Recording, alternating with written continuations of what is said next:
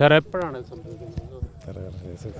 സംഭവം 7:30 മണിയോടുകൂടിയാണ്. 7:30 മണിക്ക് ശേഷം, അതായത് എറണാകുളം പറ്റ്ന എക്സ്പ്രസ് എറണാകുളം പറ്റ്ന എക്സ്പ്രസ് പോയതിന് ശേഷമാണ് സംഭവം. അതായത് അതിനുള്ള മറ്റൊരു ടി നമ്മുടെ കൺട്രോൾ റൂമിലേക്ക് ഇങ്ങനെ വിവരം അറിയിച്ചതിനെ തുടർന്ന് നമ്മൾ സ്പോട്ടിലേക്ക് എത്തുമായിരുന്നു. സ്പോട്ട് കണ്ടെത്തിയപ്പോൾ ഇദ്ദേഹത്തിൻ്റെ മൃതദേഹമാണ് കണ്ടെത്താൻ കഴിഞ്ഞത്. എന്താണ് അതിൻ്റെ പ്രകോപനം? എന്താണ് സാർ പ്രകോപനം? ടിക്കറ്റ് ചെക്ക് ചെയ്യായിരുന്നു. ടി ടി ഓൺ ഡ്യൂട്ടി ആയിരുന്നു. അദ്ദേഹം ചെക്ക് ചെയ്യുന്നതിനിടെ ടിക്കറ്റ് ഇല്ലെന്നാണ് വ്യക്തമാവുന്നത്. അദ്ദേഹം ടിക്കറ്റ് ഇല്ലാത്ത യാത്രക്കാരാണെന്ന് തോന്നുന്നു. അദ്ദേഹത്തോട് ടിക്കറ്റ് ചെയ്തപ്പോൾ അദ്ദേഹം പ്രകോപനപരമായി പെരുമാറുകയും ടിയും വാഗ്വാദത്തിൽ ഏർപ്പെടുകയും പെട്ടെന്ന് പ്രകോപനത്തിൽ തള്ളിയിടുന്നതാണ്. എപ്പോഴാണ് പോലീസിൽ കസ്റ്റഡിയിൽ എങ്ങനെയായിരുന്നു?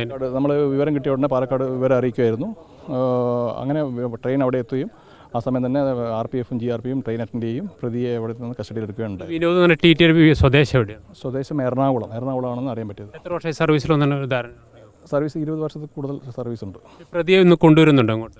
അതിനെപ്പറ്റി വ്യക്തമായിട്ടുള്ള വിവരമൊന്നും കിട്ടിയിട്ടില്ല. ഞാനിവിടെ ചെറുത് താമസിക്കുന്നത്. ഞങ്ങൾ ഒരുമിച്ച് വണ്ടിയിൽ വർക്ക് ചെയ്ത് പോകുന്നതാണ്. ഞാൻ എൻ്റെ ഡ്യൂട്ടി കഴിഞ്ഞ് ഞാൻ ട്രെയിനിൽ കയറി, ആൾ ഡ്യൂട്ടിക്ക് വേണ്ടി ട്രെയിനിൽ കയറി പോകുന്നതാണ്. നിങ്ങളെ ട്രെയിനിൽ ഒരുമിച്ച് പാറ്റ്നയിലാണ് ഞങ്ങൾ ഒരുമിച്ച് വന്നത്. നമ്മൾ സ്ഥിരമായിട്ട് കാണുന്നതും ഞങ്ങൾ 2008 മുതൽ ക്വാർട്ടേഴ്സിൽ പരസ്പരം അങ്ങോട്ട് അറിയുന്ന ആൾക്കാരായിരുന്നു ഞങ്ങൾ. ഇദ്ദേഹം എത്ര സർവീസിലായിട്ട് അറൗണ്ട് 30 വർഷത്തിന് മേളിലായിട്ടുണ്ടാവും സർവീസായിട്ട്.